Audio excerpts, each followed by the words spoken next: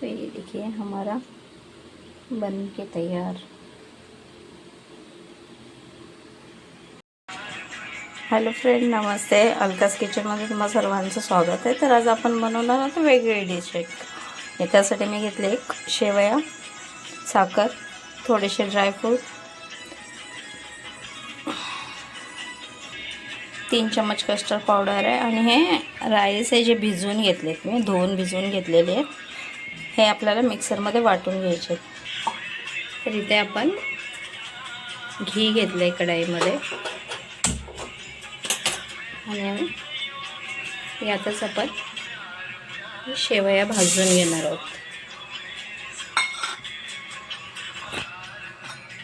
आपल्याला व्यवस्थित भाजून घ्यायचे। ऑलरेडी भाजलेले असतात, पण तरी आपल्याला वाटतं असं तर आपण भाजून घ्यायचं। आणि ड्रायफ्रूट जे आहे तुम्ही तुमच्या आवडीनुसार घ्या। तुम्हाला बदाम, पिस्ता वगैरे जे तुमच्याकडे अवेलेबल आहे ते तुम्ही घेऊ शकता। आणि तुम्हाला एक्स्ट्रा जर हवा असेल फ्लेवर तर विलायची वगैरे टाकू शकता। आपण वाटून घ्यायचे आपल्याला। तांदूळ, कस्टर्ड पावडर पण टाकून घेऊया आपण।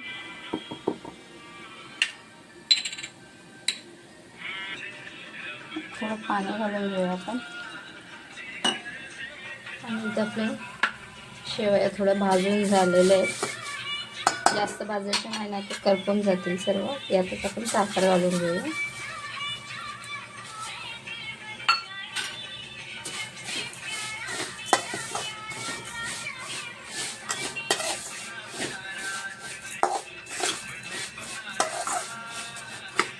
आणि थोडं पाणी घालून आपण शिजवून घेऊया।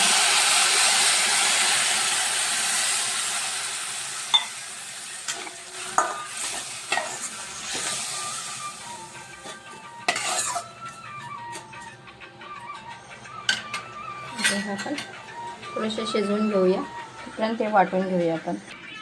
ते आपण अशा प्रकारे वाटून घेतलेलं आहे, बघू शकता। असं वाटून घेतलं आणि ते आपले शेवया पण तयार झाले,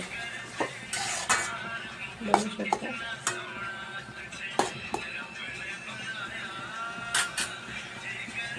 आणि जे मिश्रण आपण बनवलेलं ते आपण दुधात घालून घेऊया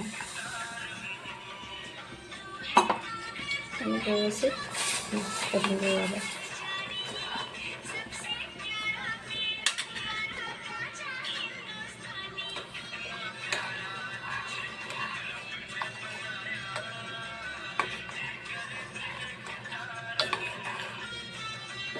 छान उकळून घट्ट करून घेऊया आपण याला।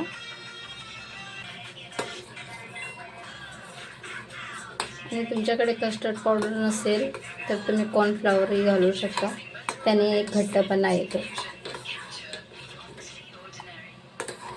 बघू शकता थोडंसं थिक झालं आहे, आपल्याला अजून थोडंसं थिक करून घ्यायचं आहे याला।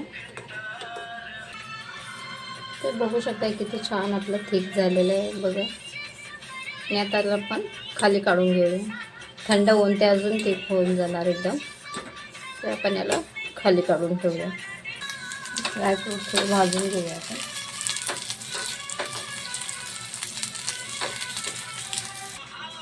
आपण ह्या डिशमध्ये बनवून घेऊया। अशा प्रकारे आपण थोडेसे ड्रायफ्रूट घालूया याच्यावरती।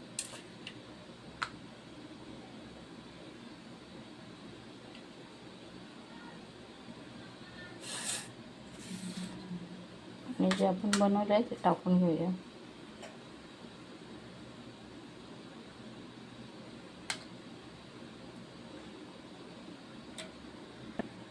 अशा प्रकारे आपण टाकून घेतलं आणि उरलेले शेवया पण आपण याच्यावर घालणार आहोत।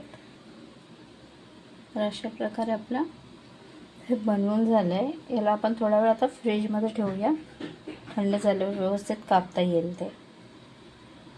तर अशा प्रकारे आपलं बनवून तर तयार झालं आहे।